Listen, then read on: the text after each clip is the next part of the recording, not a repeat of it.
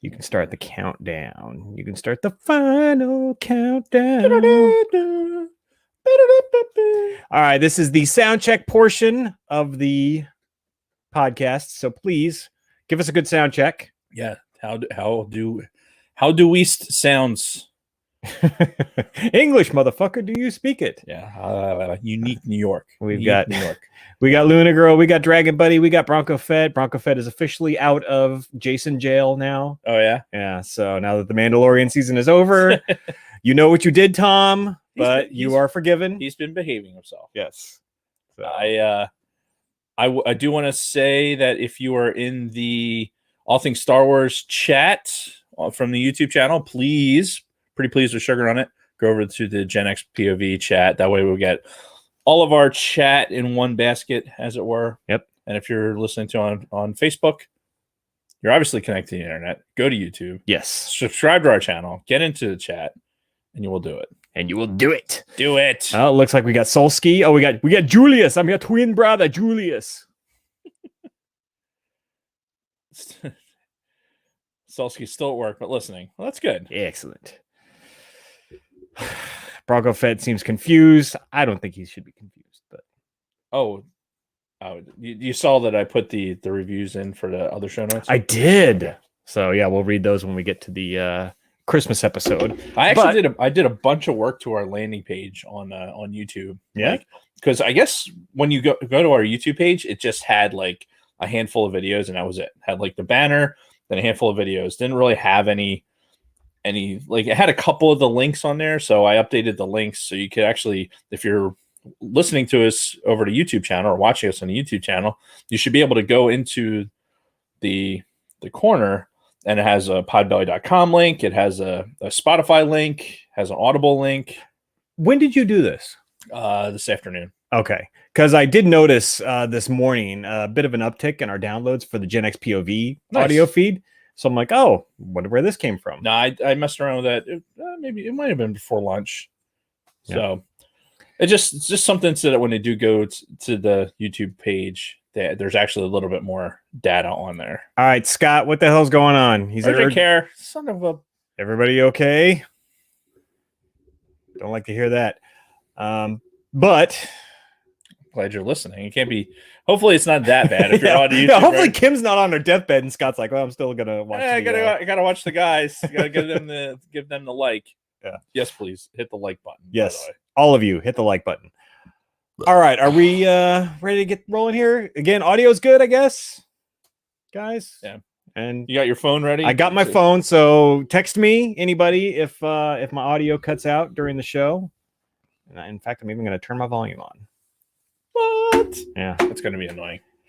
You know how popular they are. Yeah. Especially today. Mm-hmm. But if we're ready, give me the countdown and we will get started. Your toast. It is my toast.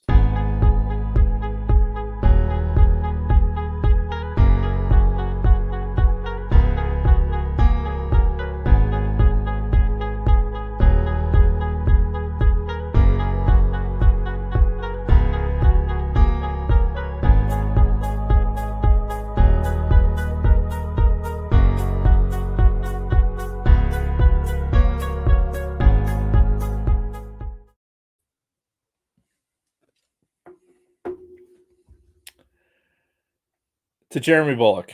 To Jeremy Bullock.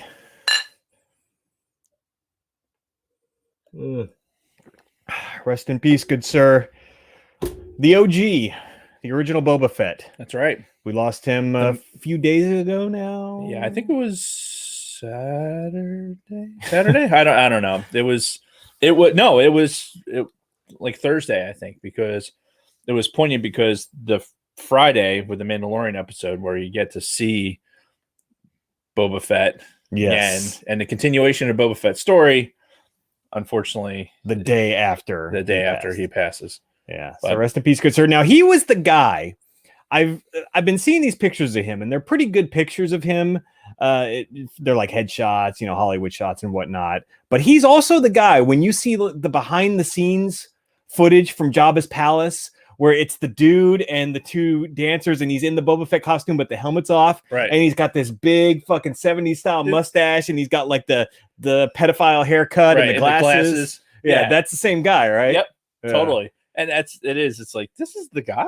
Yeah. They're like, oh, okay. It's fucking porno stash and everything else. But he was the original representation. And for all accounts, seeing all the stuff on social media after the fact, all the people that went to cons and like got pictures, and he was super, super interactive with the fans, really embraced the fact that Boba Fett was such a beloved character. Yeah. You know, for so little screen time.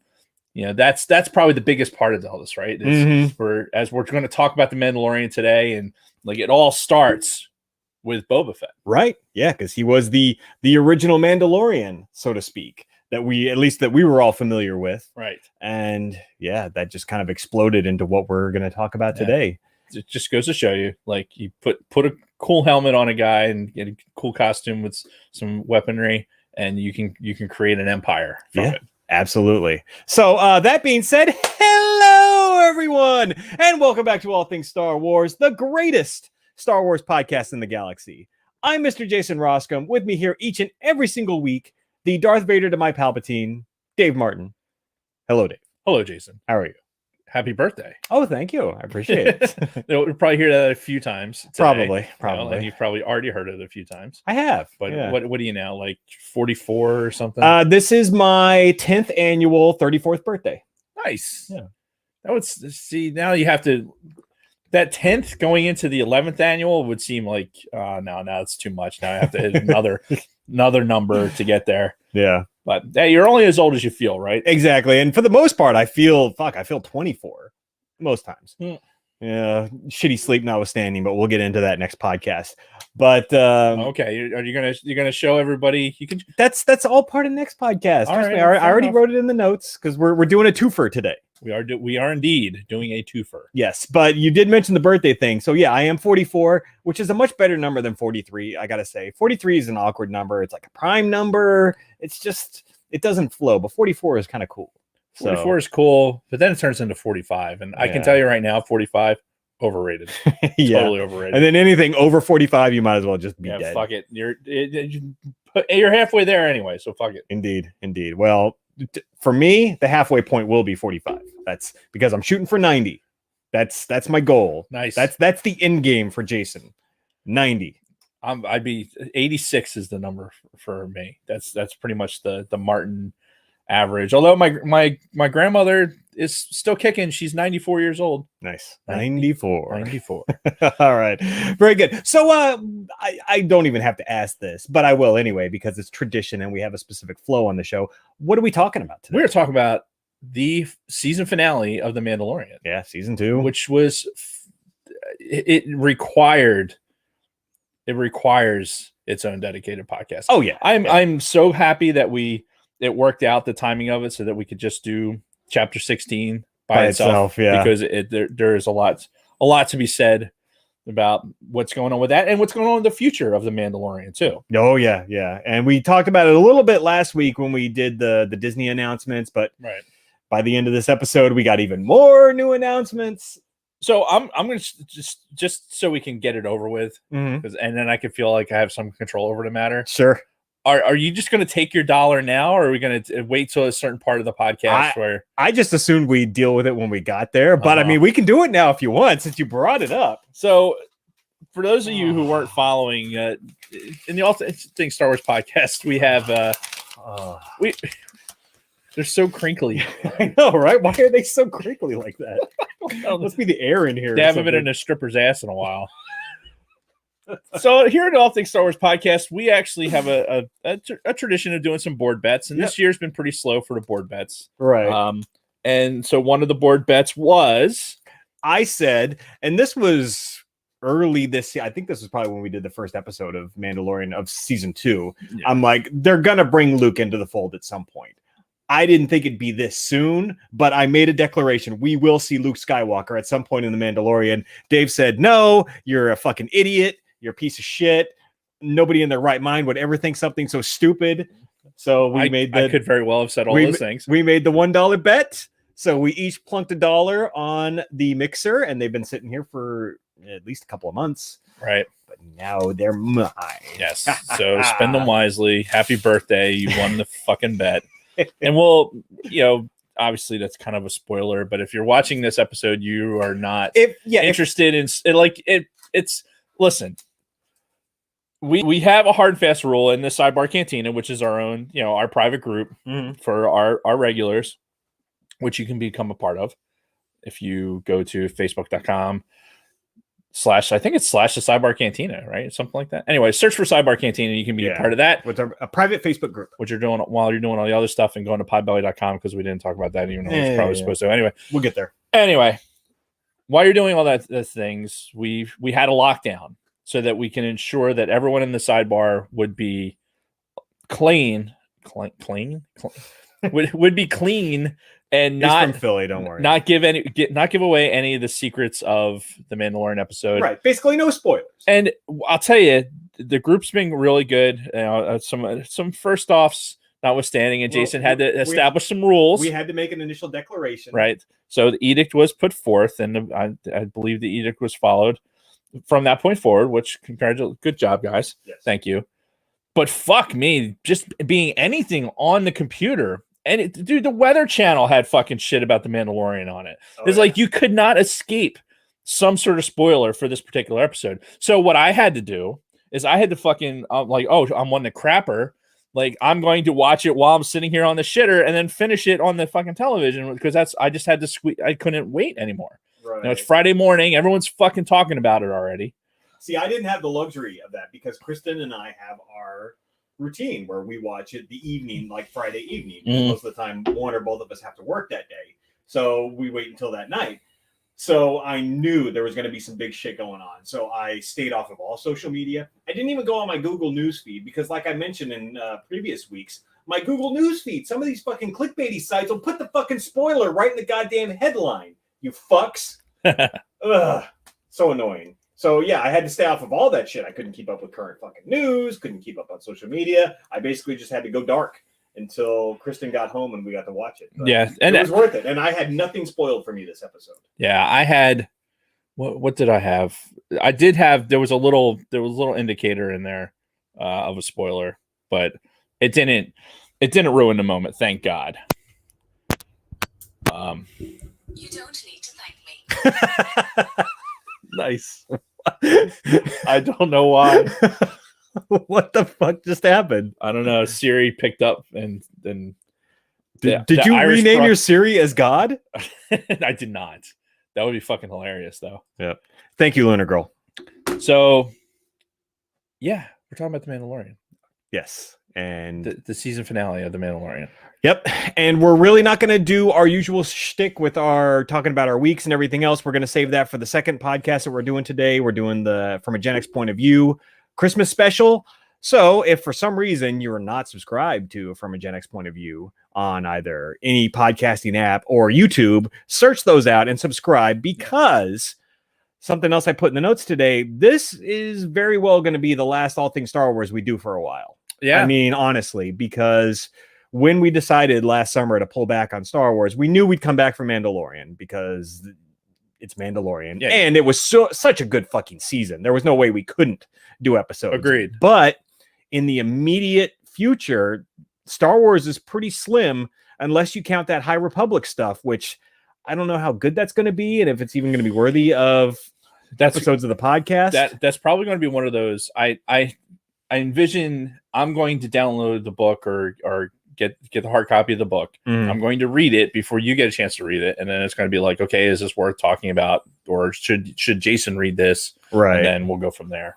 I know our diehard followers for the Star Wars content will most likely be reading it, if for nothing else, to kind of like what we talked about before, not missing out on this opportunity for something that's never been talked about in the Star Wars universe. So we're going from something with the Mandalorian where it's like kind of right in the wheelhouse, like this after Return of the Jedi, and bringing all these people in and giving Star Wars nerds fucking nerdgasms for days, going something completely different.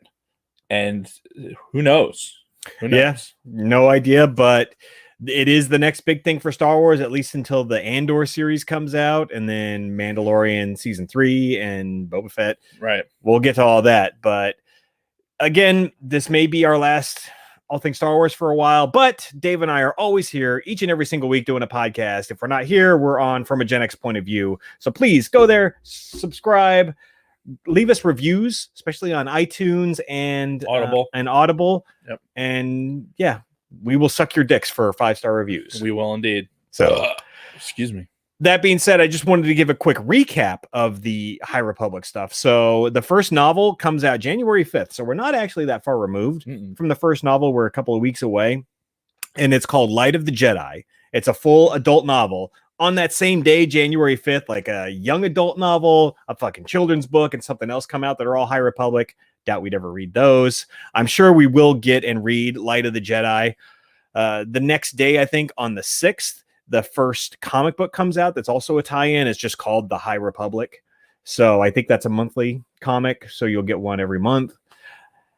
After that, the next novel, the next adult novel is July 6th. So it's not like we're going to be getting a new book every month or anything. Right. So we get one and then 6 months later we get another. Yeah, it's interesting to go through this explosion of Star Wars content. Like here's this fucking all this random Star Wars shit, right? They're throwing out there at one time before the season finale of The Mandalorian. Right. And then the High Republic. I mean, either they're opening the door for more High Republic stuff than they're letting on right now that they can release without having to worry about The Mandalorian kind of overtaking it, or they're just really shitty at their fucking poor planning on their part, which they have precedence for, right? Because look at fucking Solo. Yeah, look what they did with Solo and how they mismanaged the fucking release of that. Oh yeah. So it's not out of the realm of possibility that they're going to fuck that up. But to be fair, the future past mid 21 is looking very bright, and it looks like we're going to have a steady stream of content coming out. But we're going to have a bit of a lull for 6 to 9 months. Yeah, leading up to that. I guess it's enough to just get our appetites wet for it, or other things wet for it. Yeah, depending on if you're so inclined. Right. So this will be the calm before the storm. One last thing before we actually get into the episode itself. Something that's been a constant of the show for the last couple of years is the Fantasy Football League that we have. The All Things Star Wars Fantasy Football, now the Sidebar Cantina Fantasy Football. We're in the playoffs.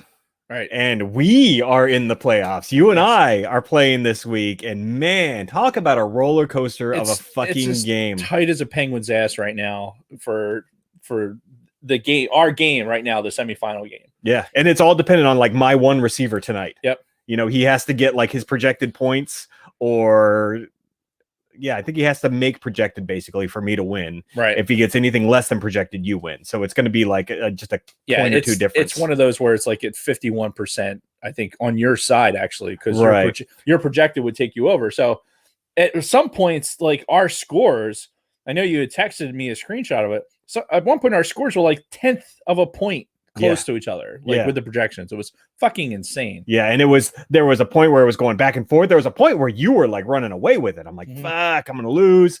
And then like I slowly started to come back, and then it was bouncing back and forth constantly. If you were refreshing our game all day yesterday, it was quite the roller coaster ride. Indeed it was. And again, it's coming down to the fucking wire. So, and at the end of the day, it's going to be one of us taking on the defending champion, Keith Lehman, because I'm pretty sure he's won his game handily. Oh yeah, I think he blew up Kristen, didn't he? For the no. She didn't make, or no, she lost to him last week. He's playing the Canadian Tony Ferrari. Yeah. So the Canadian. Yes. Our Canadian contingent. Yes. Of the podcast.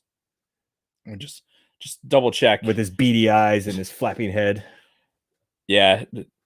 Keith Lehman from Layman's Terms. You can find that on Facebook. He is winning handily. Yeah. And he still has a player left to go. It's pretty much in the bag, which is pretty funny because Tony Ferrari was running away with it early on in the season. Well, he was last year too. Yeah. And then you got to peak at the right time, man. I guess the CFL finishes a little bit sooner, so maybe that's just the Canadian aspect of it just kind of leaking out. Must be it. It doesn't help that Christian McCaffrey went down.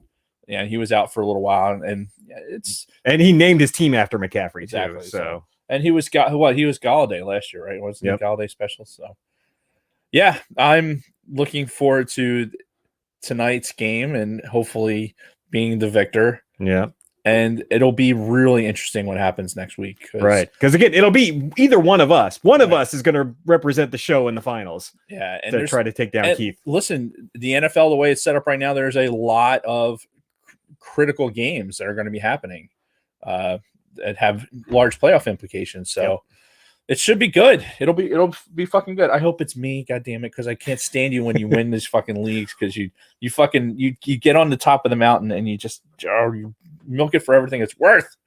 And this is bad because I mean, it's good for you. I'm already anticipating like what it's going to be like if Jason wins. Have I not been very humble up to this point? Have I not been, No, I don't believe you have been, but I'm talking this season. This season with your C plus fucking yeah. How's that C plus working out for you, Yahoo? You fucks. Anyway, we'll see. We should have had a board battle who's going to finish higher. We should have done league. that. Damn, think about that. Hey, speaking of, we're talking about the fantasy. We have a fantasy hockey league set up for the Sidebar Cantina this year, which you don't have to participate in. I see your face. I won't be. Jason doesn't know shit about hockey, but honestly, because of COVID and needing excuses to be able to have some sort of entertainment, and honestly, there's no skin in any of these games. Like, yeah. If I can learn a little bit more and be more engaged in the hockey season, then so be it. Yeah. I think we might have 10 teams. Oh, really? Yeah. In the hockey league. So we're right there. We're right. Yeah. I think we have 8, maybe 9. So we're right there. Even with 8 teams, it'll still be good. Okay. And the hockey season is going to be a little bit shorter. It starts on January 13th. Naturally. So fuck COVID. But yeah, it's going to be fun. I'm looking forward to it. So those of you who are participating in the All Things or the Sidebar Cantina Fantasy Hockey League, I'm looking forward to a good season. Tony Ferrari's in it, though. I mean, that motherfucker, he does a podcast about fucking hockey drafts and shit like that. The dude should know more about hockey than any one of us, just from the fact that A, he's Canadian, B, he's Canadian. It's fucking hockey's their thing. Is the Stanley Cup like a holiday up there? Where they? I don't even know. They shut down do you everything. Do you remember being up in Ottawa and being up in Ottawa and the fucking river freezing and they would ice skate to work? I don't remember that. I do remember seeing the frozen rivers and everything, but that was the thing. Like, so we would go there for that satellite course, and you'd see people would be fucking ice skating to work. Fucking insane. Fucking weirdos, man. Absolutely insane. It's too fucking cold to be outside. When you go outside and the air hurts, it's too fucking cold. Exactly. Canadians are going to have their own division in hockey this year, the way that the divisions are spread out. Really? So, like, because I guess there's still border restrictions from going to between the U.S. and Canada. Oh, really? So, yeah. Are they like stay out Americans? We don't want you in our fucking country? More or less. And so the Canadian hockey players are going to have their own division this year. So it'll be interesting. Yeah. Anything else before we actually get into the episode? No. Just cracking another beer. We're drinking some Guinness that Dave brought over. Some Guinness Drought Stout. Yeah. Drought? Is that how you pronounce it? Draft. That's what I meant to say. Yeah, it's drinking Guinness is like drinking a birthday cake. And since it was your birthday, there you go. It's just not as sweet. Still good though. I'm coming around to dark beers.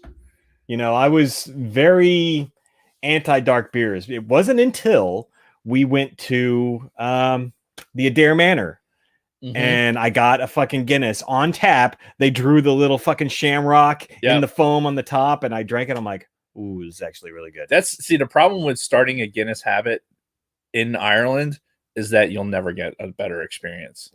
Probably not. And that happened to me like back in, I don't know, I think it was like 99, my first time in Ireland. Yeah. And it was at this little fucking bar attached to a hotel like this. And it was just this old, there was the locals, there was the whole bit. And I had a half pint.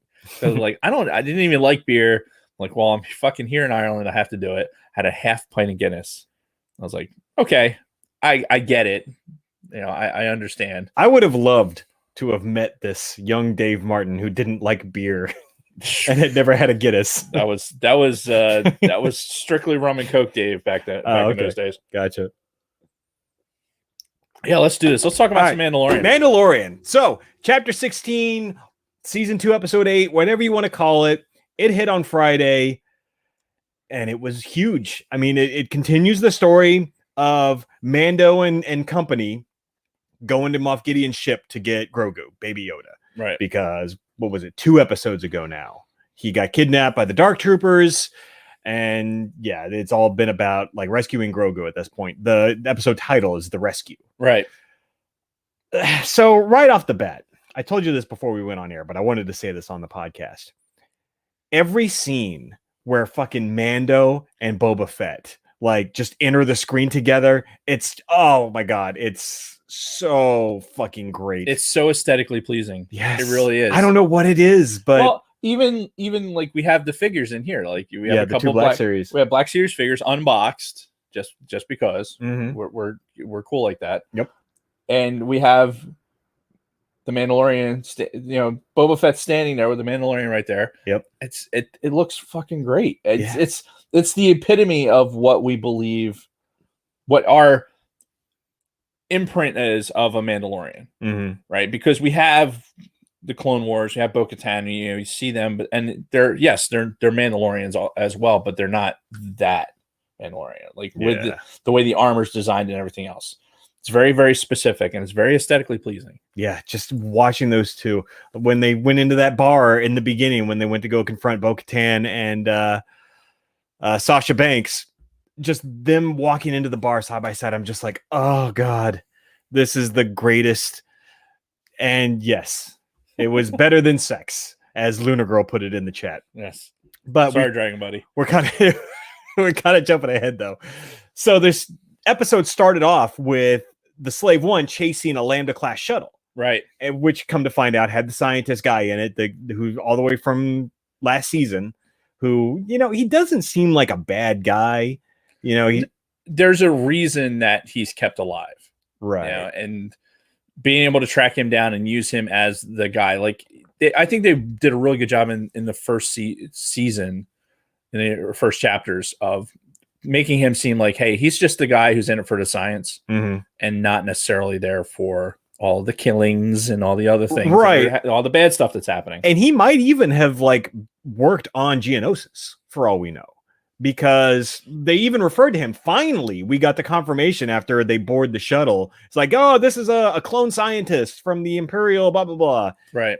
So we finally got that confirmation that he is, somehow associated with the Geonosians and the cloning and whatnot. What frustrated me about this, they board it, they take him after like killing the 2 shuttle pilots and whatnot. There's no like interrogation of him after the fact. We get no other context for what the fuck is going on from this guy, except when he chimes in about, what's going on in getting ship and everything. Right. But at this point, I was expecting a scene where Mando's like, all right, motherfucker, what are you doing with Grogu? Like, why are you doing this shit? And nothing. We didn't get anything like that. That's true. I mean, but I think you hit on it already. The idea was that this guy was, because he was one of, he's a bad guy, but he's not really the bad guy. You are a bad guy. Yes. But that doesn't mean you're a bad guy. Exactly. So the fact that he didn't resist, it's like, yeah, I'll tell you whatever the fuck you need to know. Camino, not Geonosis. Geonosis is where they started the Clone Wars. Yes. Camino is the thing. Thank you, chat. Everybody's correcting me. Yes, I'm an idiot. It's all right. We just let it go and let the chat take care of it. Thank you very much. That's what we keep you around for, quite frankly.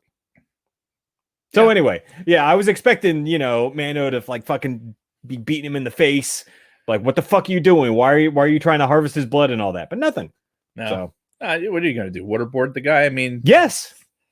Oh, I'm sure you have a space version of waterboarding, probably something even more horrific. But no, you get nothing like that. Put some in your earworm or something in there. Right. Like, he did get his ear singed. I saw a meme or a screenshot of like when Cara Dune fucking blasts Homeboy in the face after he's like, pimping her about like, oh, I was on the Death Star or whatever. Mhm. And so when she shoots the dude in the face, like apparently it singed the homeboy's ear. So they actually have like his ear kind of like, Oh, the scientist. yeah, because he was right there. mm-hmm. Get the fuck out. That's Yeah. awesome. Yeah, That's great attention the to detail fucking too. level of detail in this goddamn show is what we're going to talk about here in a little bit as far as longevity of the show. But fucking hell, it's there's little things like that. Those little attention to details is what's really just grabbing us by the fucking chest. Yep. So when Slave One landed on the planet, did you recognize Bo-Katan's ship outside the bar there? Because I did. I'm like, that's Bo-Katan's ship. So, but I know a lot of people didn't recognize that initially because we're going to get into this later too. I watch a lot of reaction videos. Reaction videos are big on YouTube, and I watched a lot of people reacting to this episode of Mandalorian, and very few people actually recognize it as Bo's ship. So I guess just because of our level of nerddom and the fact that we fairly recently watched Clone Wars and Rebels. Yeah, I recognize it. I have to, like, when I was watching that scene, I didn't focus on that. Yeah. So when they walked into the bar and they saw Bo-Katan, I'm like, yep, I knew it. Yeah, you knew. Maybe subconsciously I did see the ship because I knew that they were going to get them.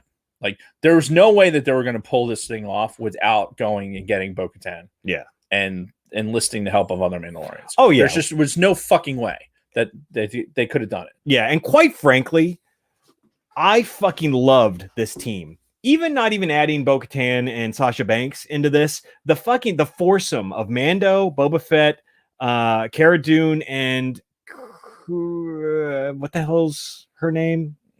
Fennec. Isn't it Fennec? Yeah. I don't know what her. And the actress's name is. It's like Ming Ki Kwan or something. Yeah, who, by the way, Kristen pointed out, she was the voice of Mulan in the real Mulan movie from the animated movie. Oh no shit! Yeah, she's Mulan's voice. Oh, so I had no idea. I'm surprised Kathy didn't pick up on that when she saw that episode. Yeah. Well, Kristen, I think it was bothering her because she knew her from somewhere, and then she ended up having to look it up, and she's like, "Oh fuck." Ming Na Wen. Ming Na Wen, yes. And thank you, chat. Yeah. So just fresh. 64. So anyway, they roll into the bar. Tell me if you feel the same way, but I feel like this scene where they rolled in and there was really a lot of animosity there with Bo-Katan. She didn't just like fucking embrace him. She's like, oh, Mando. No, none of that. Like, she really kind of brushed him off and then really like dug into fucking Boba Fett a little bit. I personally feel like this is planting the seeds of a bigger conflict between Mando and Bo-Katan when it comes into the greater Mandalorian storyline. Like, I feel like this was the first seeds that were really planted for this. She's starting to show kind of a not so noble side of herself. Well, I think she was a jerk off in Clone Wars. Yeah. Like, she was not, like, her sister was the politician, the person that saw the good in things, whereas Bo-Katan was always she was the hard ass. Yeah. And she had a huge chip on her shoulder, that character, which she still carries, even though Mando helped her get the fucking ship and get the weapons and all the other stuff, because he chose to not follow her and follow that path.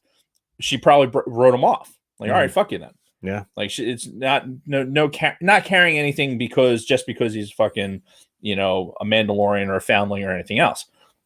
The animosity with Boba Fett,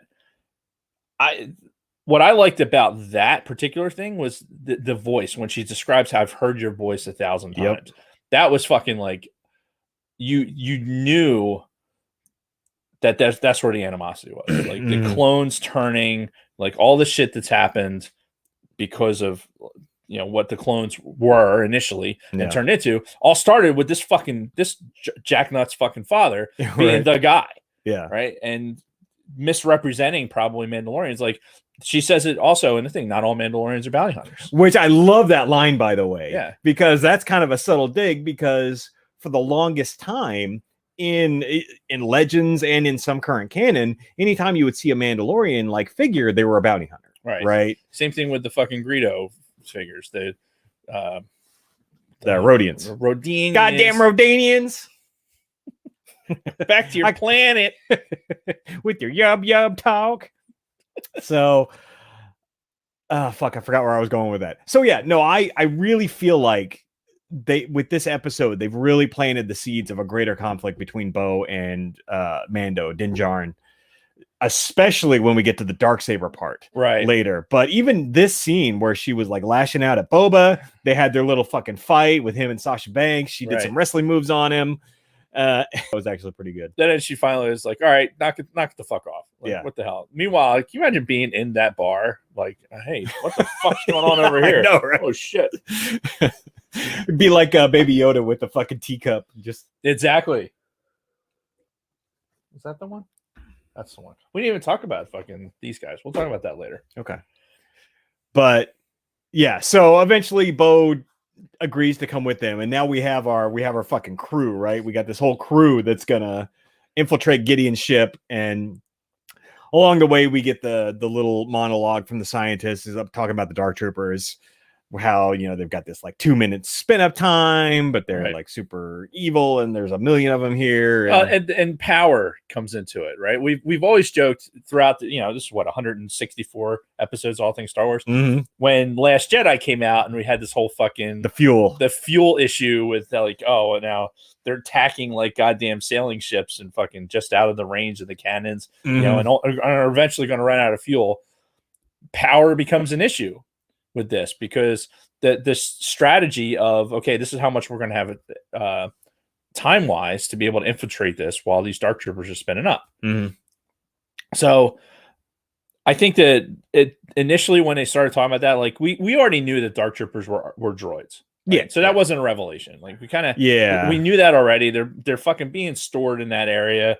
They kind of set the stage a little bit for when Mando ultimately fucking jettisons almost all of them into fucking space, which, spoiler alert, didn't work out so well. Right. But yeah, the fact that there were droids really didn't mean anything. Probably meant more to the characters in that particular scene than it did to anything else, because Mando hates droids to begin with, and the fact that there's going to be all these motherfuckers chilling in there, like, it just makes it that much more of a right target. Yeah. What I want to know is, even going into this, like, okay, here's the thing, here's where we're going to enter, and we're going to do this bit. I might be fast forwarding a little too far, but as they take the Lambda shuttle and they're fucking flying it into the opening where the TIE fighters are coming out of. Yeah. Why not do more damage while you're in there? Like, that whole sequence kind of threw me off a little bit. It was my beloved TIE fighters were. Yeah. And watching those scenes, by the way, where they're fucking coming out and then they're launching, I'm like, Dave's got to have a raging hard on right now. Oh my god, it was so good. Oh my god, it's so good. Yeah, the guys in there fucking pre-flight, and you see, like, as it's moving, you see him moving around in the cockpit. It's fucking great. Just fucking great. Yeah, I knew you'd love that scene. Oh fuck yeah. But yeah, so that whole thing, it's a good plan. Yeah. You have a Lambda shuttle, right? This idea that, because clearly the Empire has learned nothing. If you're in a Lambda shuttle, you can just like land anywhere. Yeah, it's an older code, sir, but it checks out. Clear it.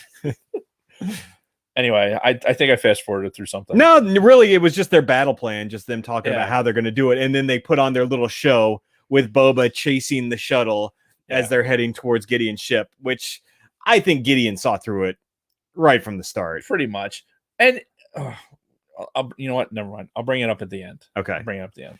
And then it was really just a huge action sequence for quite some time as they're just plowing through the fucking ship. They're shooting stormtroopers like crazy. Yeah.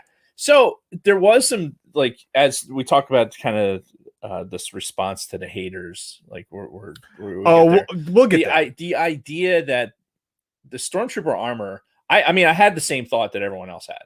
Like, why the fuck aren't they just in a goddamn uniform if it's going to protect them so little?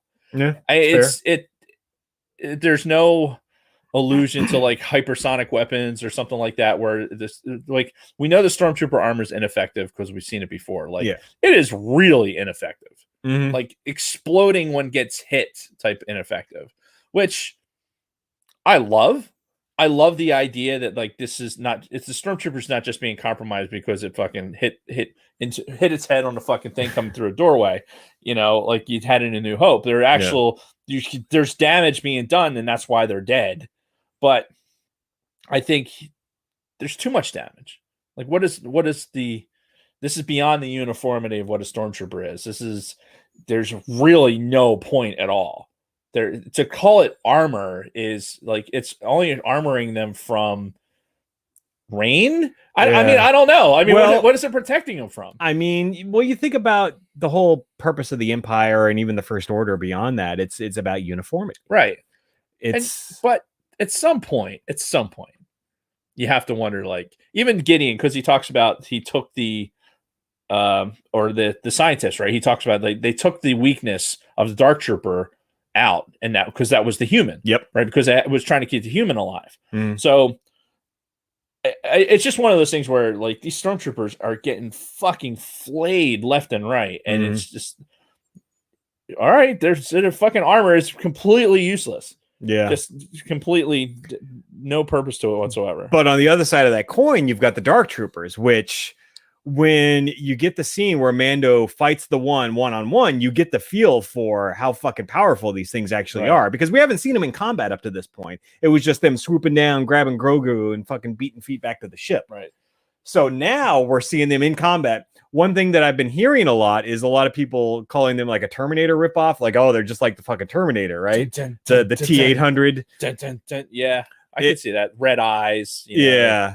And, pretty strong, fairly invulnerable to everything except for Beskar, apparently, because Beskar is what defeats everything. Yeah, having the fucking staff of Ra fucking Beskar stick and finally figuring out that, hey, if I stab this thing with it in a stabbing motion like this.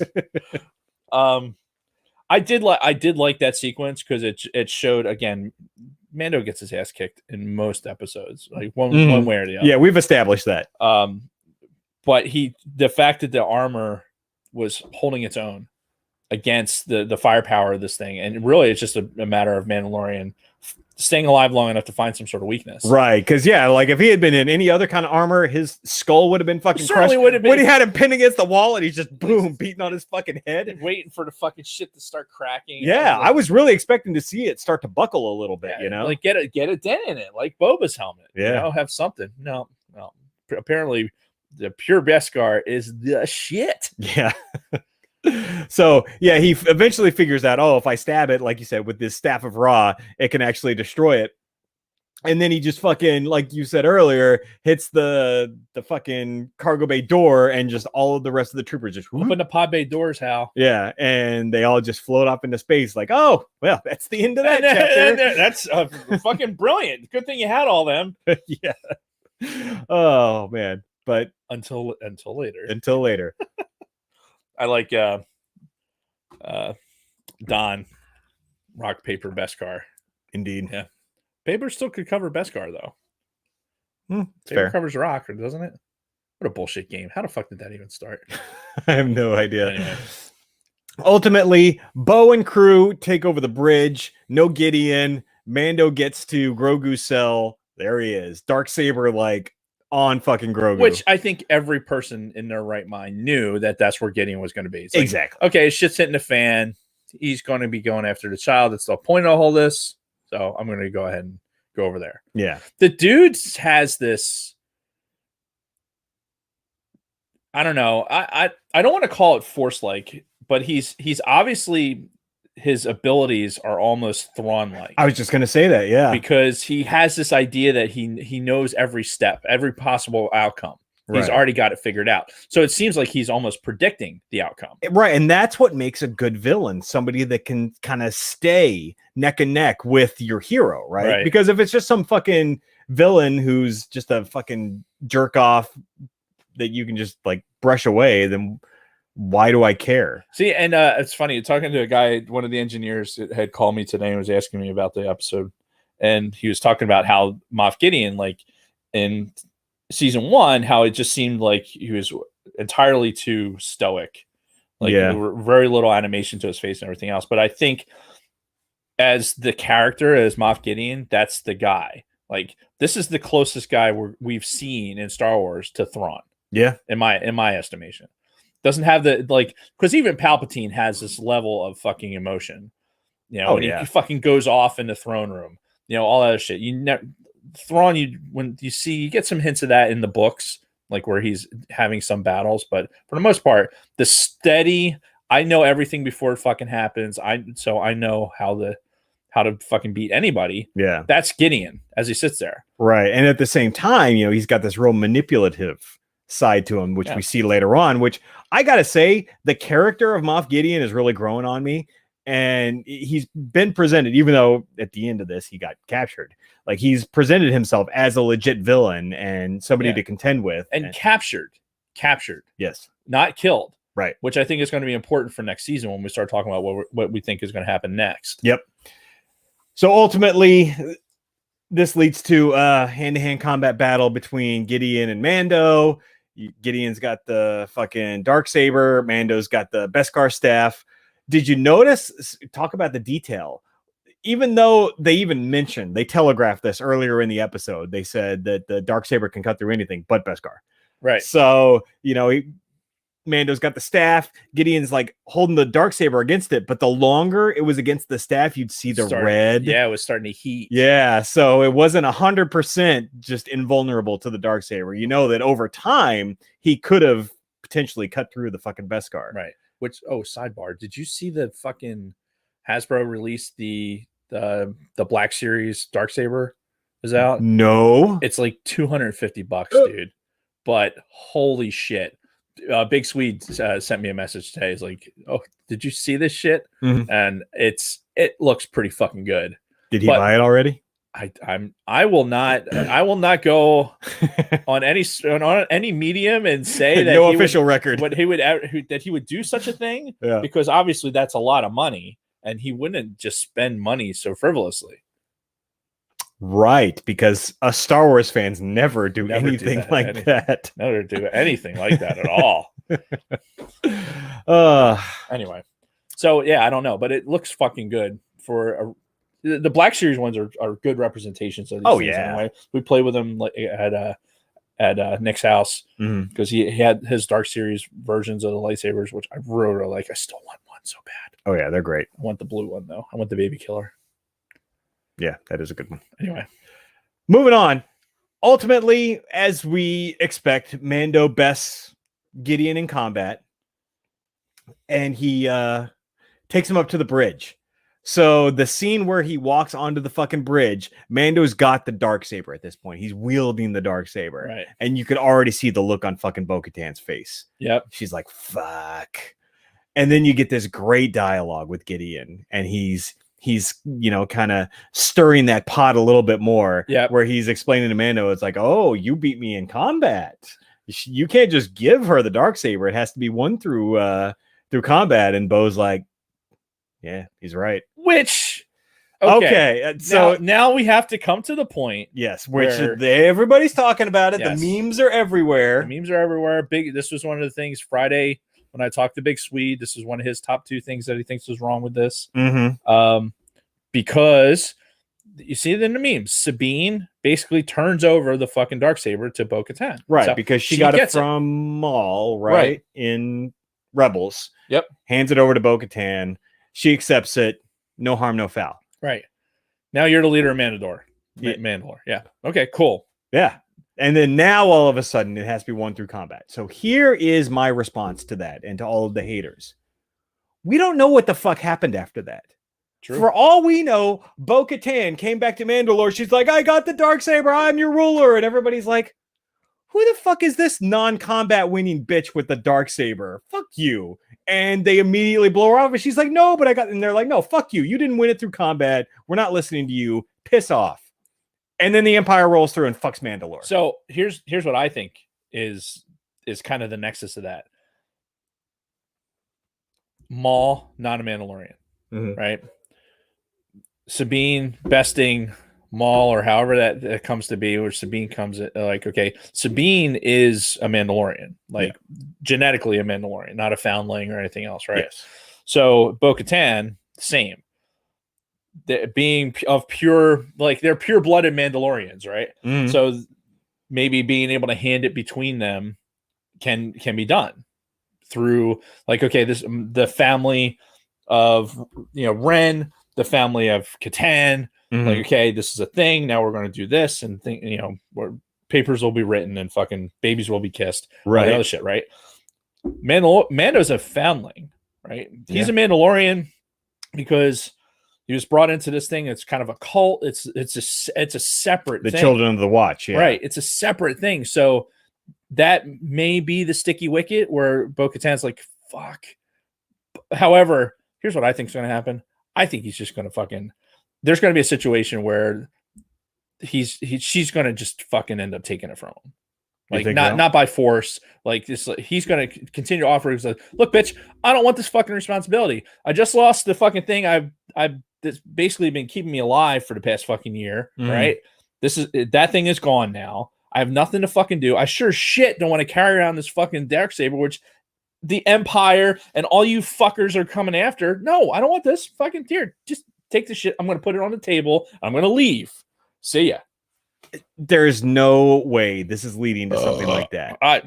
They've planted too many seeds. I guarantee that they've already signed Katie Sackhoff for the entire 3rd season of Mandalorian. Sure.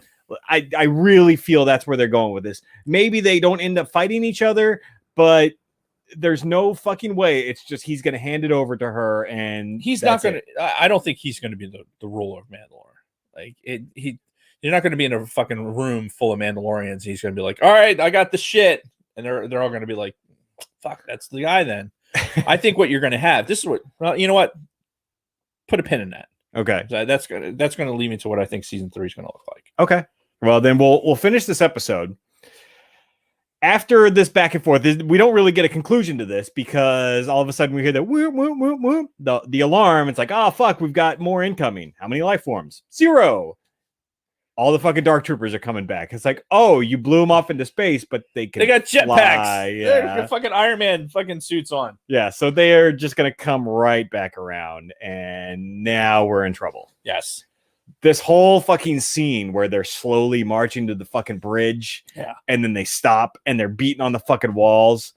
That was some tense shit. It was tense. I think it was a little overly dramatic, like the Gestapo marching of the fucking why would you need that? Like, is that a truly defensive formation? Like, strategically, I mean, is this the best way? Why didn't they come through the fucking windows of the bridge? I mean, unless the idea was that they can't kill. They can't kill Moff Gideon. Right. It's probably it's more like RoboCop, right? With the fucking the Prime Directive. The Prime Directive. Yeah. So they can't fucking kill Gideon. So it's like, all right, we can't just compromise the bridge or just blow up the whole fucking ship. So we got to punch our way through the fucking door. Like, okay, fine. Well, it was very intimidating, and I felt, because we saw how fucking crazy that one-on-one battle was between Mando and the Dark Trooper. I was very nervous at this point as they were trying to pound their way in. Sorry, I just got distracted by somebody in the chat. Yep. So, and then of course we get, as they're all like fucking waiting at the door. They've all got their guns pointed at the door, basically waiting to get just fucking shit wrecked. Yep. We hear an alarm again, and we hear a ship coming by, and whoom, a single X-wing flies by, and they're like, "How to respond to that?" Everything all right over there? That's, for some reason, fucking Serial my watch keeps wanting to talk. So as soon as they said a single X-wing, I fucking knew.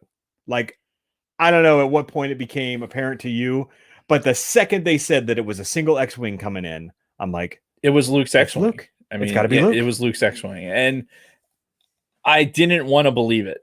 I really didn't. Yeah. It could have been.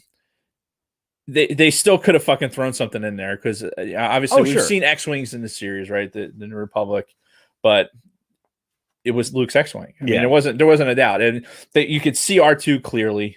Yeah, and then it immediately went to a shot of Grogu, and you see his head kind of turn, and you can tell like he can feel something going on in the Force. So it was very apparent at that point that at a minimum it was a Force user. Right. Those of us in the know knew it had to be fucking Luke.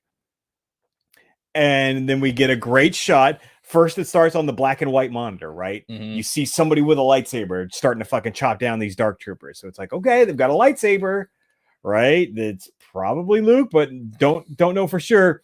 Then you get another shot in real time, green lightsaber, and it's like green lightsaber on a black gloved hand.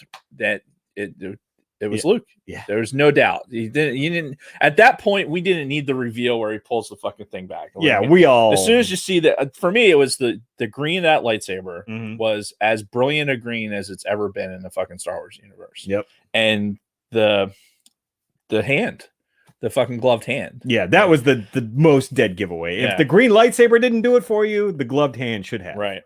Now, I'm going to say something that's probably not that controversial, but there's a lot of people that like to compare this scene to the Vader scene in Rogue One. I have heard that, yeah. Not even close. Yeah. Not even close. Vader fucks those people. There's like, these are human beings. Yeah. Right? These are human beings, droids. The rebels, not fucking droids. He fucking opens up the giant can of whoop ass, fucking picking him up in the Force, pinning him against the ceiling, cutting him down. That fucking scene out of Rogue One. That was like a horror movie is what that was. It was fucking phenomenal. And I loved every single second of it, that erection-inducing moment. Mm-hmm. This was good. This was good. Like, to see him just fucking mow through these guys. Like, because, okay, this is Luke. This is post-Return of the Jedi. So he's feeling himself a little bit, right? He's the guy. Yep. Right? So he's tearing through these guys. But it wasn't as... like, people drew that immediate comparison. I just don't think it was as impressive. I think if anything, they probably drew it out a touch too long. I mean, if I'm going to be critical at all about this fucking episode, it's like you probably could have made this 5 seconds shorter and it still would have had the impact. What I don't know what I would have liked to have seen is him put the fucking lightsaber through the blast doors. Like circa episode 1, right? Like fucking start cutting the blast doors open, and then Mandalorian going like, "Oh no, fuck, dude, open the fucking doors."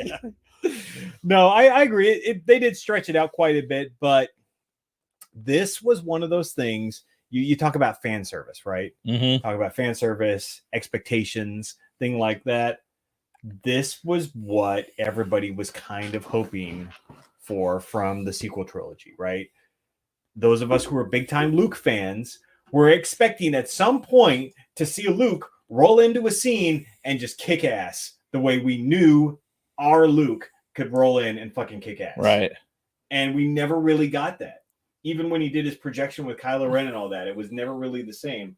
This was finally that scene for all of us hardcore fans that we got to see our Luke, fully trained Jedi Master in fucking action, just wrecking shit. Yeah, and I see there's a post in the chat from Just Fresh. He's talking about thinks Luke's scene is more of a parallel than a direct comparison. His scene inspired hope rather than induced fear. Great point. I disagree. I think the idea that this is still we talked about it when we did Return of the Jedi, right? Go back and listen to our review of Return of the Jedi.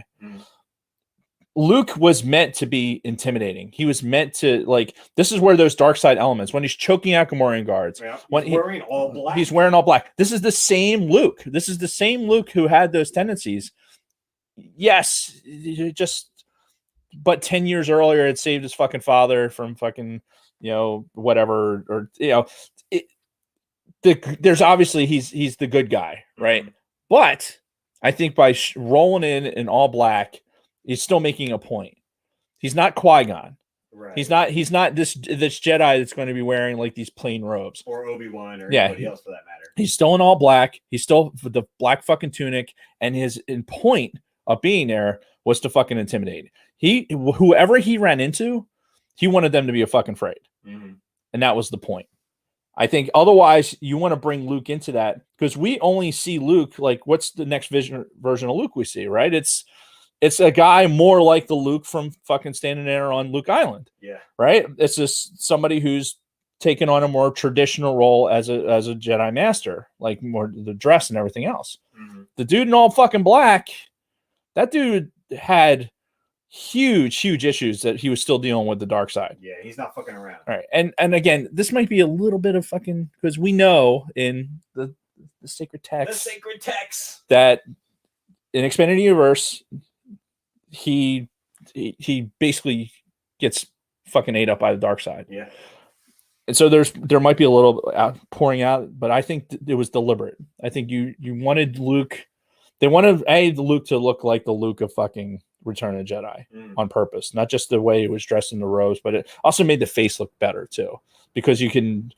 It's that age of Luke. Yeah, well, we're gonna talk about the face here in a minute, but yeah, no, he rolls in and he's wrecking shit.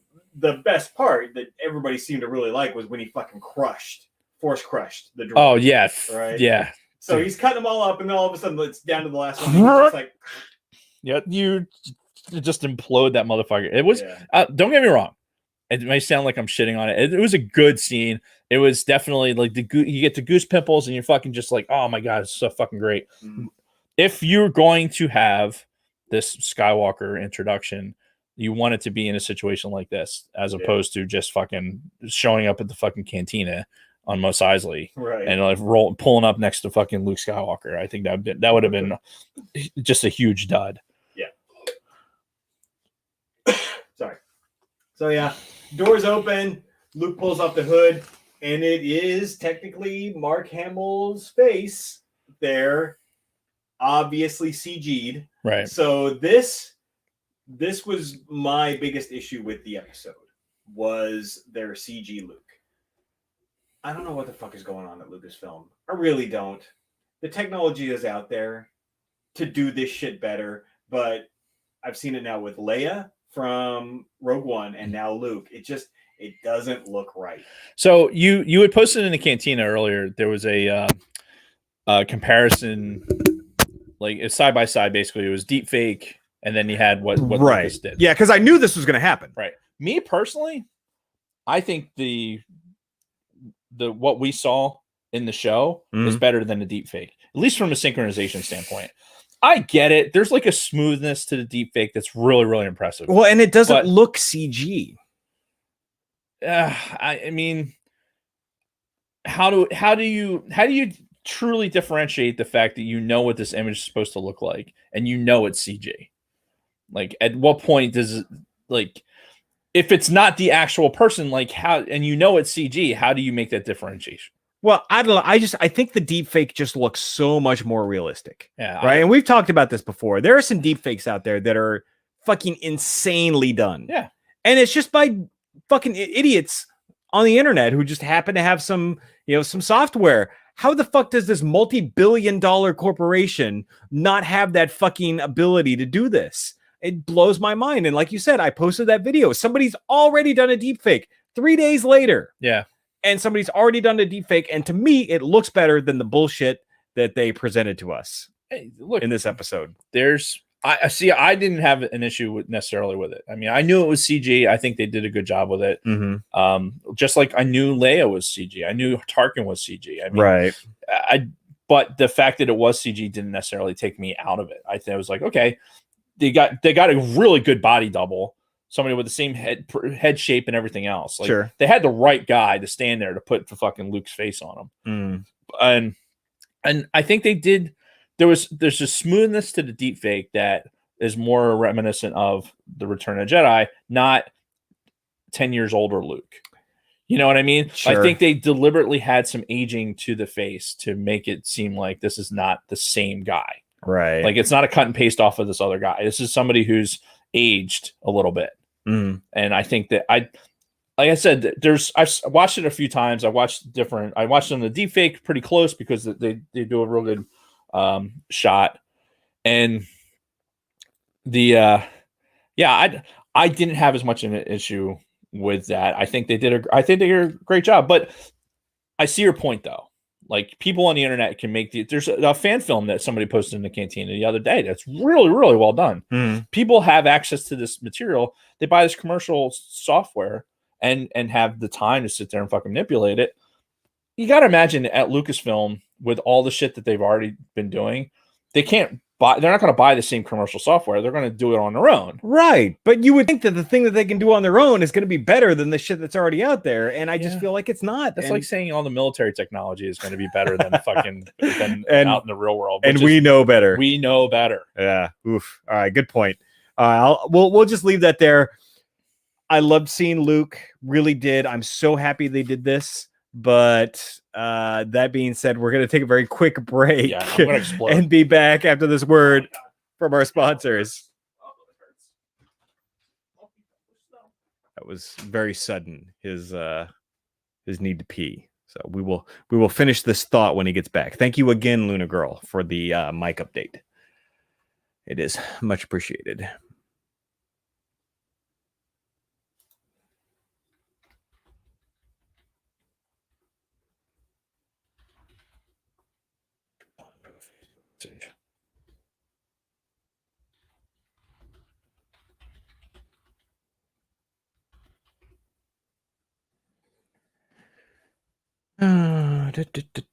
Reactor.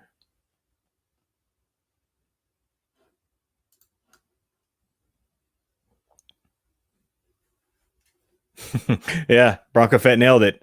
Civilian guns better than military guns. You're not wrong.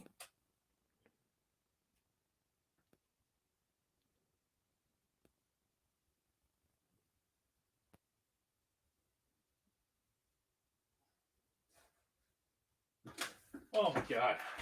You all right? That was some Tom Hanks fucking League of Their Own pee. Just then. Woo! Nice. All right. Sorry about that. Ivo G thinks I need to get Darth Maul face tattoos next. How about no, Scott? Oh, no. All right, we good? Yeah, I'm good now. All right, give me a countdown. Ready, set, go.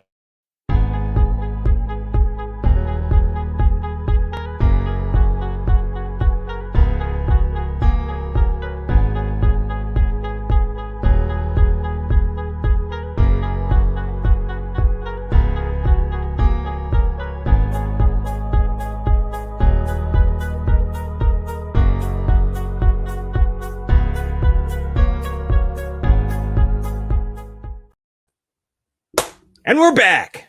You feel better? Yes. All right, that was Amazing. very sudden. I didn't realize you were struggling so bad. I've been struggling probably for about a half hour, like pain. Sorry about that. Pain. So, anything else on CG Luke before we move on, or just Luke in general? Seeing him in this episode. Okay, so this is where I'm going to bring Big Swede's second issue with this episode.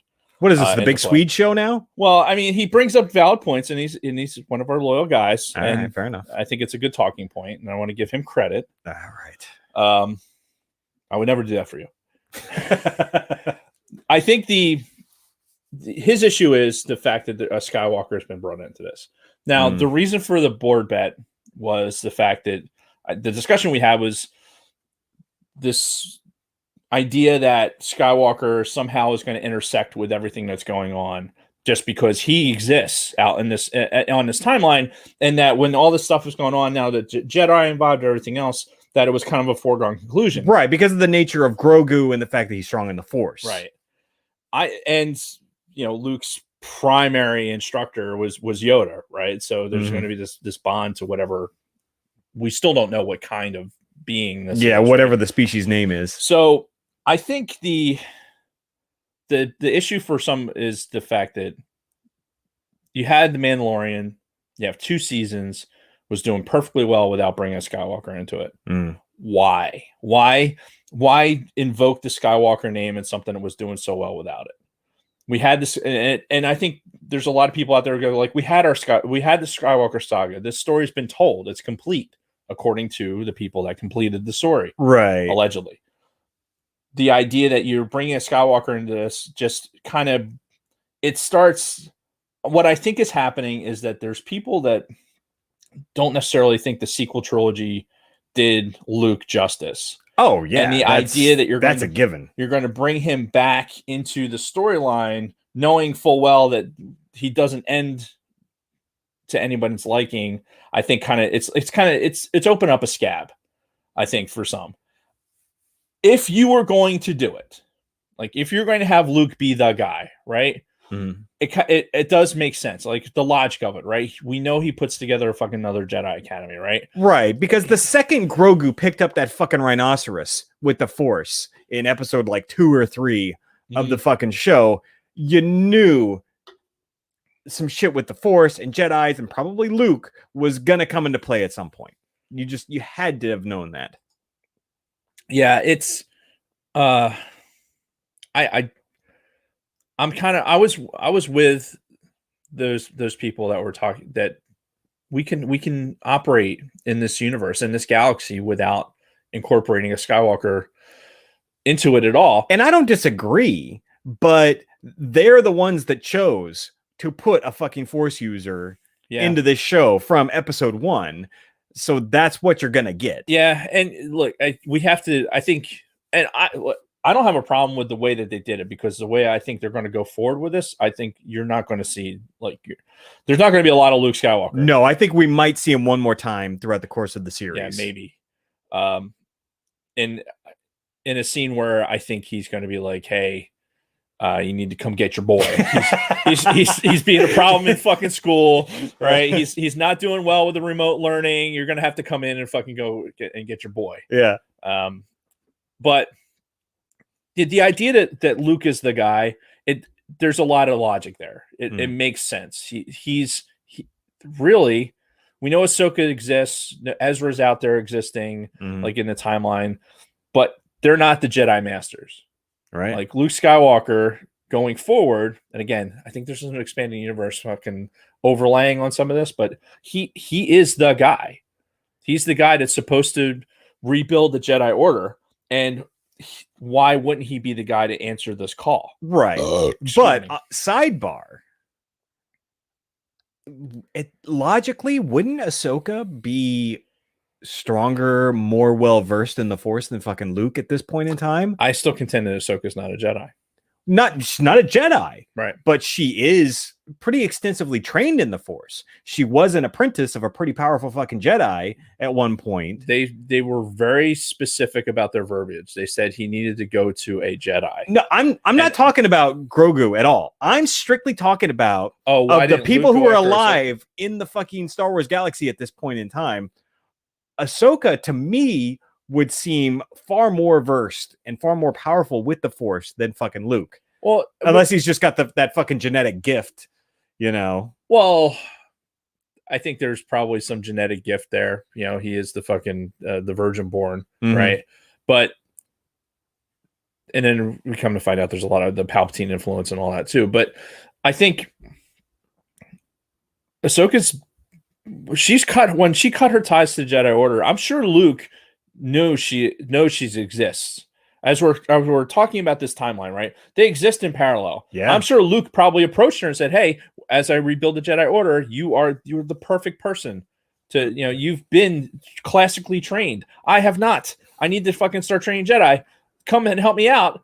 And she probably was like, you know what? No. I'm going to go ahead and go with no. Well, sidebarception. I think. I'm not sure I understand. Why? What is wrong with your watch? Stop listening. I think in the Ahsoka series, we are going to see some type of dialogue between her and Luke. I think Luke will appear in the Ahsoka series. See, but there's no way you can't have that discussion. Fucking Anakin was Ahsoka's master, and now Luke is Anakin's son. There is no way those two don't have some sort of a conversation, meeting, whatever. I can't say that it can't happen, because it happened, right? I didn't think it would happen with Luke coming in here. I put a whole $1 on it, and I will not put any more money down on it, because that's really what I was driving at. I was trying to get another $1 from Dave. I can't not argue that logic. I think it's whatever this storyline for Ahsoka is going to be heavily involved with Thrawn, and I think I'm more worried about seeing what are they going to do with Ezra and all these other things. And Luke can be out there in parallel. Maybe he shows up in like hologram or something like that. Here's the problem. You've gone out and you made CGI Luke, right? Basically he just stood there. Yeah. You want to try and animate that dude and that dude's face. You can't keep him covered all the time. The Tarkin, what we saw in Rogue One with Tarkin is that walking around having more parts, the longer you see that, the more distracting it gets. Sure. From cinematically. They're doing an amazing job of fucking making this as real as they possibly can. And however they wrote the story to include Luke. I mean, let's face it. You don't do this haphazardly. But to incorporate a more live action Luke with the CGI, the longer it's there, the more it's going to take away from it. And not just us. That's going to be the fucking the casuals too. Yeah. Because we have to have a conversation about what we're going to do to keep the casuals engaged in what is now fully engulfed in a fucking Star Wars universe. Yeah. And the danger of putting somebody in there just for the sake of doing it.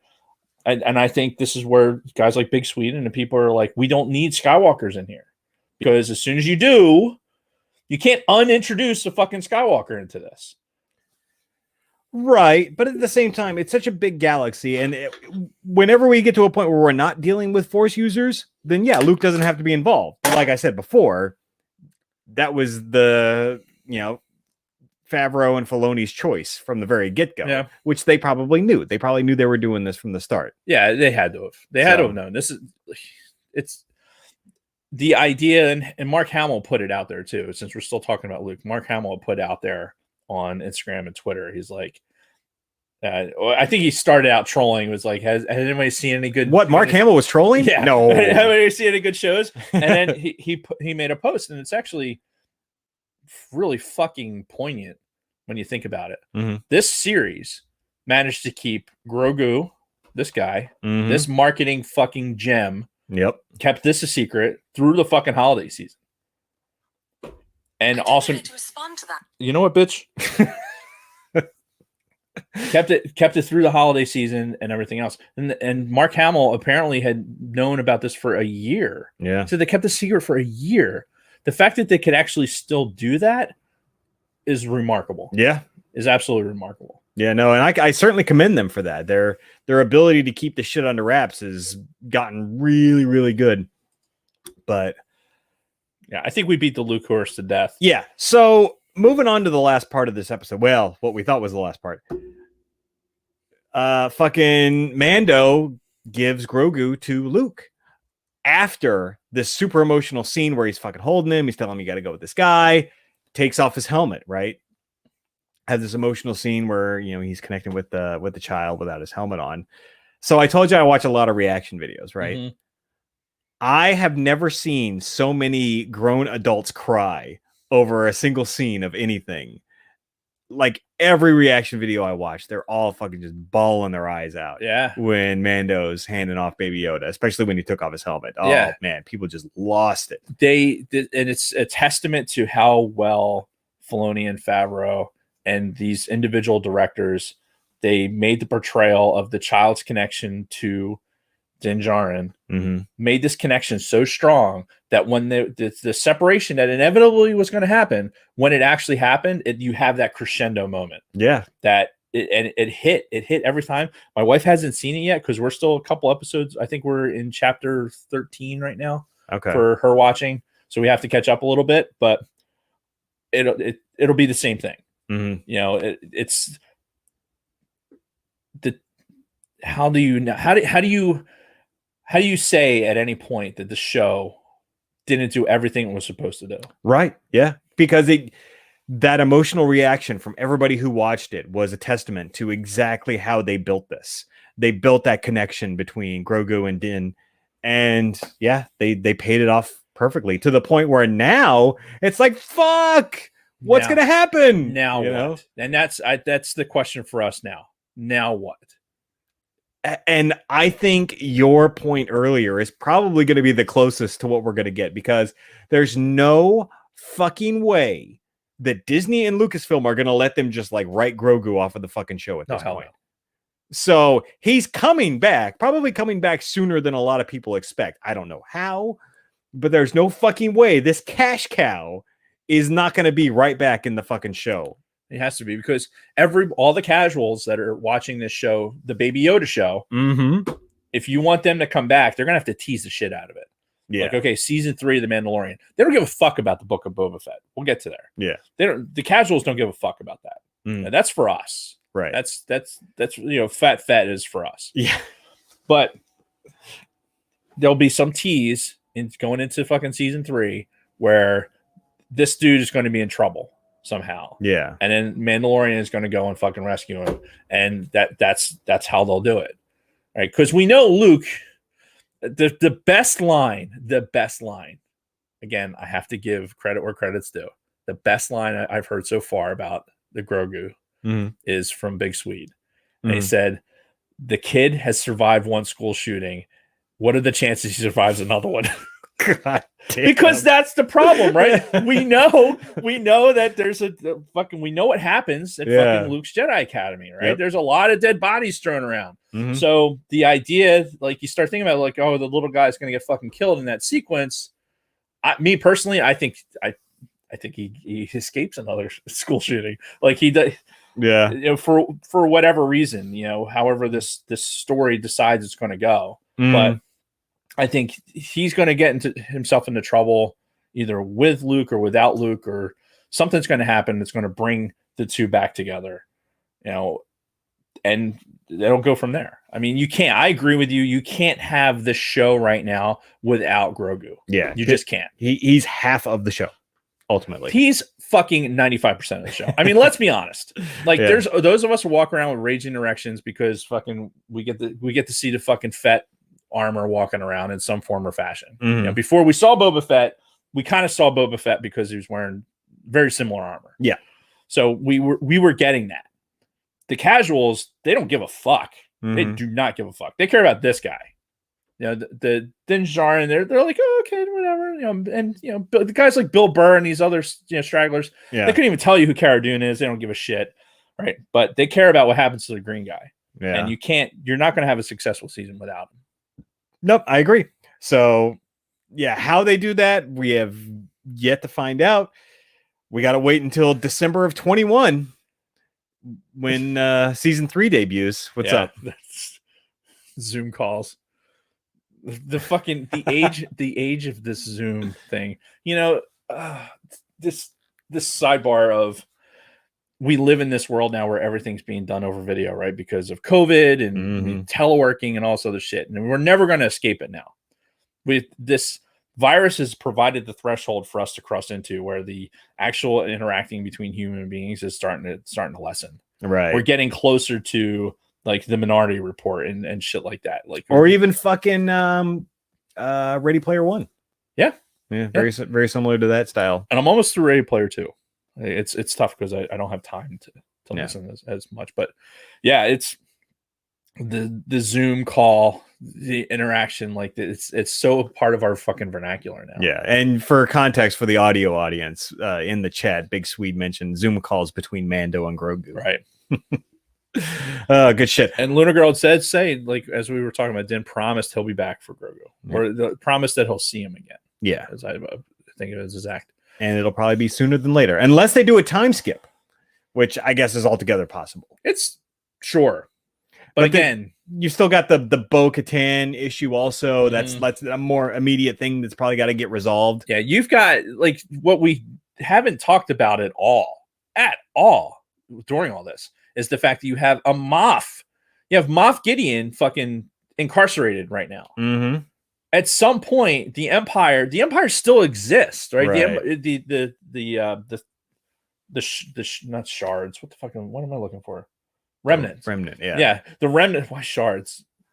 Well, Ready Player 2. And we know Thrawn is around in this world as well. Yeah. So, well, Ahsoka's going to take care of that. I think Thrawn. I'll put it. I don't have $1 on me, but I'll put another $1 in it that says that Thrawn doesn't give 2 fucks about the Empire. Whatever Thrawn is doing is for Thrawn. It has nothing to do with the Empire. Maybe. I think I've actually said that on a previous show too. Yeah. But yeah, we have a Gideon. We have Moff Gideon here. And the Empire, this remnant. Like, and now you have this ship too. You have all this fucking stuff. What next? Yeah. The culmination of this to me is going to be another Siege of Mandalore. You know, it would go back. You have a comment in here that was kind of glassed over, literally, when they talk about how they turned Mandalore to glass. Yeah, Boba Fett said that to Bo-Katan. Right. Like, the Empire turned Mandalore to glass. It's like, what does that mean? Well, I mean, we know how that we use that in the military. Like, that's like after you go and nuke the desert, right, and you turn it to glass. I think that's why they're using that reference. You've never heard that? No. Oh God, you're such a. You're such a Winnie Hut Jr. What does that mean? Joe, you don't want to watch SpongeBob either. No. You want to get it. Winnie Hut Jr. That's my mother doing a podcast, Mom. Dave saying he doesn't have time to read the book is a teaser for Gen X Pod. All right, so we have to wrap this up in the next 15 to 20 minutes because food's going to be ready and we're going to eat between shows. Yes. So as should the rest of you. Let's talk about the post-credit sequence. Okay. Yes, we have to do that. So I completely forgot about this. Somebody reminded me, or somebody mentioned it fairly early on. I think it was in the cantina. Yeah, and then by the time I actually got to watch it, I think it was Lunar Girl who sent me a message and was like, "Hey, don't forget to watch the post-credit sequence." We had already turned off the TV. I had turned off our Apple TV, and we had like kind of spread out amongst the house. Then I saw her message. I'm like, "Fuck!" I'm like, "Everybody, get back in here! There's a post-credit sequence." Starts off with the twin sons of Tatooine. Right. Pans over to Jabba's palace. Immediately recognizable. Yeah, it's like they took the cut sequence from like Return of the Jedi. Yeah, yeah, and you see fucking Bib Fortuna, who has been eating a lot of tuna. Bib fat tuna. Yeah, since the last time we saw him, basically took Jabba's place on the fucking throne or whatever you want to call it. Had a hot Twi'lek tied up, as you know, as one would have. Yes, exactly. And that's what they're there for. And yeah, Fennec and Boba Fett blast their way in. And there's no dialogue or nothing. Like Bib Fortuna's like, "Boba, I thought you were dead," and he just puts his blaster in his face and just boom. So fucking just like that, he's dead. Throws him off the throne. Boba sits down. Homegirl grabs a drink, sits next to him, and it pans out, and you just get the Book of Boba Fett coming December of 21. Now, we didn't have a whole lot. We had to stew over the fucking weekend. Like, well, what does this mean? Is it a standalone show, or is this where they're going with Mando season 3? There were a lot of theories floating around. Right. Thankfully, we actually had to delay this podcast from when we were going to record it yesterday because this morning we got confirmation from Disney and Lucasfilm. It is indeed a standalone series for Boba Fett. At the time, it's what I think got everybody was the timing. Yeah. Like the timing of the release and everything else. Because December of 21 is when Mando season 3 also starts. And the book, right? The book of Boba Fett. When you have the chapter, like they're going with this whole chapter thing with the Mandalorian. Yep. And then having the book of Fett within, like, so all the Aftermath books and the series that we read in between, the movies for the sequel trilogy, right? Mm-hmm. They all had these independent stories within the books. Yep. Right. It jumped around a lot like that. So my initial thing was like, okay, shit, this is like, all right, we went from chapter 16. Now we're in the Book of Fett for a couple of chapters. Right. And we're going to jump back. I like the fact that it's going to be separate because I think the Book of Fett is not for the casuals. I think that's going to be for us. Yeah. For the hardcore fans, this is the fan service, but if they continue doing what they've been doing, this is fan service done right. I would agree. For all intents and purposes. I think so. One of the things that had been coming up in a lot of discussions and Big Sweet's tattoo guy had basically went on live and was watching Return of the Jedi, and the idea that Bib Fortuna survived the fucking barge explosion. Right. Like somehow it's not in the movie. It's not in Return of the Jedi that he would still be alive. Mm-hmm. So you have to extrapolate now that because we didn't see him die in the barge explosion, that he somehow escaped. Sure. To me, it's plausible. Like, I know there's a lot of people throwing a bullshit flag up there, but Boba Fett's supposed to be fucking dead. Indeed. I mean, we saw him fall into the Sarlacc pit. So this idea that in Star Wars that somebody that we didn't see die could still be alive doesn't bother me at all. Think about it like this. You're some like pussy little sidekick to Jabba. You're on the sail barge. Everything's going well until this fucking bitch chokes your boss to death. And then a Jedi jumps onto your fucking thing and is wrecking shit up top. What are you going to do? You're going to be like, I'm getting the fuck out of here. Peace out. You know, I'll jump out the fucking window. Yeah. Yeah. That's not that hard to fucking figure out. I would agree. I didn't need to see Bib Fortuna alive, and quite frankly, I didn't even think twice about it. I mean, yeah, I thought you think that everybody that was involved with Jabba at that point had died in the barge, Sure.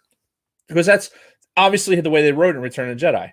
There's no thread out of Return of the Jedi. I was like, okay, Bib Fortuna is gonna have a fucking side quest. Yeah. Like nobody thought that. Nobody gave a shit. Yeah. This is the writers saying, okay, we never saw him die, so we could put him in here. Sure. If they could have very easily put another hut in there, because we've seen multiple huts. We know there's multiple huts. Oh, yeah. Throughout the galaxy. Because it's hut space. Yeah, this and idea there's the hierarchy, and all these gangsters. I could have very easily walked in there and seen another hut in there. Mm-hmm. I think Bib Fortuna was probably it was fan service for us to and it's, to me, it's plausible.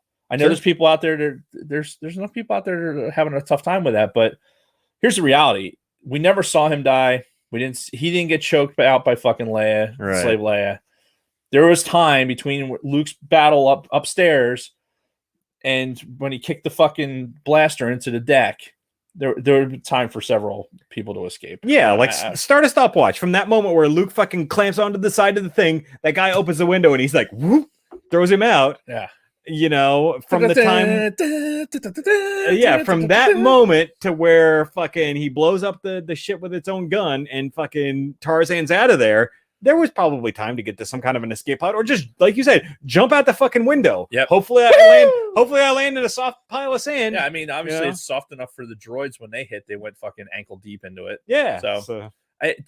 But it was out there. There's people out there that had issues with it, and I could see that. But in Star Wars, I'll always revert back to Boba Fett, because the Sarlacc was supposed to make dead upon dead. The dude's supposed to be in digest forever. Yeah. And even in Expanded Universe, though, Boba was alive and somehow lived through it. And I think we're going to get that. Yeah, we'll get an explanation. It'll probably be like a 2-sentence comment that he makes fairly early on in the show itself, and then it'll be done with. I bet you in the Book of Fett, we're going to get a full-on sequence on how he survived the like a flashback? Yeah. Okay. Because if he was in the armor, as a body double, you don't have to have Fett in there. You can have a body double and go through the sequence of what was happening, how long it took him to get out. 100% they're going to answer all that. Otherwise, why have it? No, I feel it. So, but yeah, stay tuned, folks. And honestly, I think this, if it's done right, because again, the Boba Fett show, as announced this morning, is going to be produced by Favreau, Filoni, and fucking Richard Rodriguez, which is awesome. Mm-hmm. This is now going to be the 4th live action show that Favreau and Filoni are producing concurrently for Disney Plus, and it's all in the same timeline in this shared fucking Mandalorian universe. Dude, I want to be in a diner, right, where these dudes are sitting around fucking having breakfast, just bullshitting about what's they have Star Wars. They are at the reins for everything now. Mm-hmm. Like they are driving the fucking sleigh. Yeah. Merry Christmas, people, because they set the bar so fucking high with this series, though. Mm-hmm. But with the production quality and the lines and everything is so high. And the idea that it could fall is just terrifying. Right. And Lunar Girl's point in the chat, and that's what I was driving at, is there's no way we're not going to see some crossover between these 4 concurrent shows now. It really Favreau feels loves like that shit. That's what he did with the MCU. I mean, right. And that's what it feels like. It feels like this is going to be the Star Wars version of the MCU. These 4 shows running concurrently in the same timeline. And I should probably feel better about that, but I'm not really interested in that because I'm not a Marvel guy. But if it's done right, okay. Yeah. And so far, I mean, they haven't done us wrong yet. Yeah. And Favreau we trust. Yeah. And Favreau and Filoni we trust. And quite frankly, looking at season 2 of Mandalorian as a whole, this season was fucking incredible. Yeah. Aside from maybe one episode that was a little on the dull side, like the second episode, I think it was, the season's been fucking off the charts, and it's been meeting and exceeding our expectations up to this point. Yeah, it's insane. It's so nice. Yeah. After your failures in the cave with Last Jedi and Rise of Skywalker, it feels good to be in Star Wars again. Yeah. And that's what's scary, I think. 'Cause Right. we had this, right? We had this with fucking Force Awakens. Yep. So right? we're building up those We're building expectations, right? just to be crashing down. Yeah. Right. Anyway. Yeah, until Kathleen Kennedy decides, no, this isn't what we need. What we need are new characters. They all have to be transgender, people of color, and it has to be more about, talking about the military industrial complex and not these stories that you idiot fans like. Yeah. But if you're watching us on YouTube right now, I'm showing off some recent pop. The sacred pops. The sacred pops. The collection grows. Yep. I got the child with. I mean, we know the child still has the seal of Mandalore on him. So, as you can see it right there. Yes.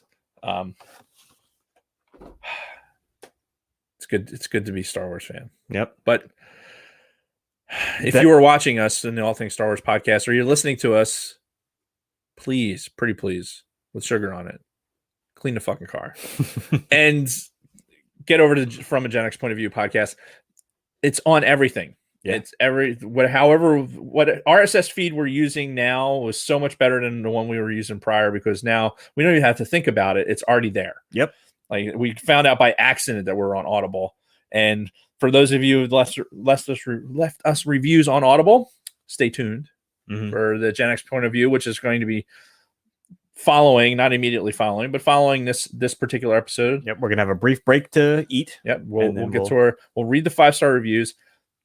From a Gen X Point of View, the weekly show. Find us on all your social media. You can start by going to podbelly.com, and all our social media links are right there at podbelly.com. Yep, and that's going to be our focus for the next at least few months, I would imagine, until more Star Wars content gets rolling out. We're going to be strictly focusing on From a Gen X Point of View, doing that show, covering a whole wide variety of topics. But as we're getting deep into the holiday season, our next 2 episodes are going to be Christmas related and New Year's related. Hell yeah, it's going to be a good time. This New Year's got a lot riding on it. There's a lot of people like, oh my God, thank God we made it to 2021. Mm-hmm. Well, my favorite meme was the one that I shared last week, I think it was, of the dyslexic Mayan who accidentally wrote 2012 instead of 2021. And it's the Leo guy with the the goatee. Yeah. It's good. It's fucking memes. Speaking of memes, generation. The last thing I'll say before we close up this episode, Dragon Buddy shared a meme. I think it was this morning in the cantina, and it was that meme where it's fucking Ellen Page and another guy driving by each other and looking at each other. Yeah. And it was fucking Boba Fett coming to Moff Gideon's ship after everything's said and done, and then Luke leaving Moff Gideon's ship after all said and done, and then both just looking at each other like, what the fuck? Because obviously the last time we saw them both together on screen was Return of the Jedi. So, oh God, I would just love to see that fucking scene in the show. You might get your wish. Yeah. So I have a feeling Boba Fett is not sitting on Jabba's throne to fucking be good for the universe. That is a fact. Yeah. So maybe there'll be some Jedi influence to try and check Boba Fett's expansionism. Ooh. All right. Well, we'll have to find out next December, a year from now. Fuck. Sucks we got to wait that long, but I think the payoff is going to be... it will be. It's going to be there. Fucking shit goes flying by anyway. Next thing you know, you'll be celebrating your 11th anniversary being 34. Yeah.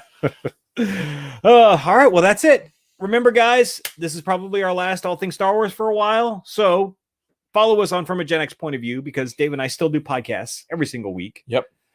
Be it under one banner or the other. And we need subscribers. Yes, please do that. We need subscribers to our YouTube, especially the Gen X POV YouTube. Yeah. And we need to get over 100 so I can get a URL and we can start pushing that a little bit harder than we are now. Yes. I would really enjoy that. And we need a producer too. Yeah. So Jamie, get on that. Yeah, Jamie, where you at? Fucker. All right. Well, it's been fun. Great fucking season, as I said. I'm happy. I am. And I'm so happy. I got enough in there. And I feel like this is a great closure point for this season of All Things Star Wars. Indeed. So Thank you, everybody, for watching or listening, however you're consuming us. And until next time, Dave and everybody else, may the force be with you. May the force be with you.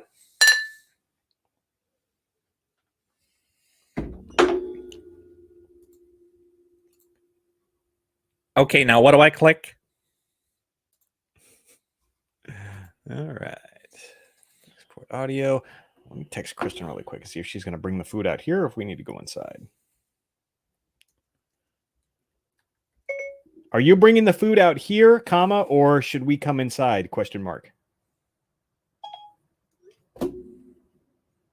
I like doing the voice texting now.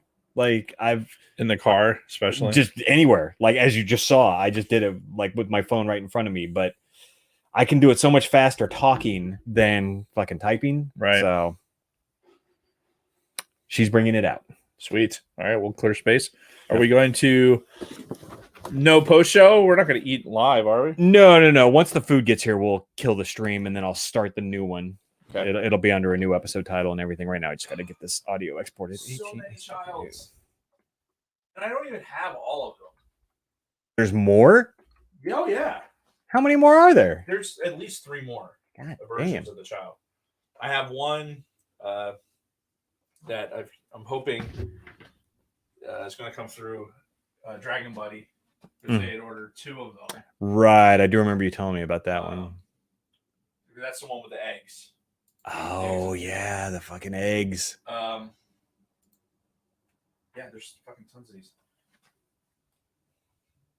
So this, I'll say for the limited amount of post show that we're going to do for this one. Mm. So this guy, at work, we had like a safety down day, and they had a speaker come in, and they part of the presentation they did, they gave out like awards for participation. So I participated a little bit, and I got a $10 Amazon gift card. Like, oh, fucking sweet. Nice. I'm on. Immediately goes to the pops. I immediately went on to Amazon, right? Because it was one of those, here's your code, you fucking opens Amazon for you. Yeah. And this is sitting right there. Like the code pops up as you have $10 in there, and this guy's sitting there. And you might be interested in. Right. So it's sitting there. I had $10. I ended up paying $5 for this. Okay. It was like $14.98.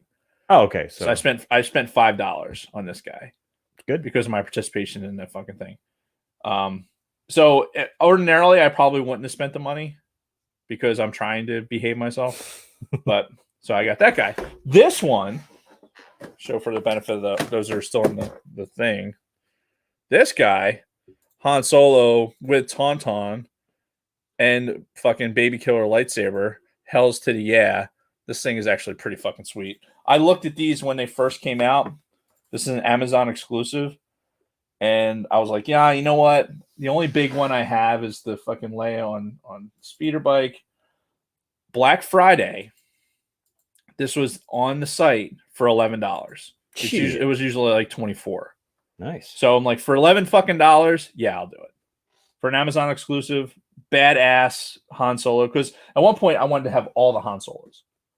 Yeah. Like, and being a Han Solo completionist. And looking at the back, it's like 40th anniversary of Empire Strikes Back. Yeah, It's got all the badging for 40th anniversary. Yeah, it was fucking. It was an easy sell, honestly, for fucking $11. Even on in my shoestring budget for Christmas stuff. Agreed. Yeah. I have to run into the house for a second. I got to grab my water. I'm gonna get an update on the food. Should we end the stream, or do you want to continue to entertain the folks? We can end it. All right. We'll save entertainment for a little bit later. Yeah, we'll be back in probably about half an hour for the From a Gen X Point of View episode 16, 17.